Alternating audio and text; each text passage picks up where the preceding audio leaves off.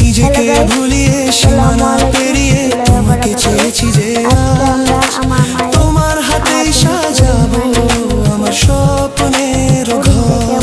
আমি তোমার প্রেমে পড়ে দুনিয়া ভুলে গেছি, তোমার ওই মায়াবী হাসি আমি দেখতে ভালোবাসি।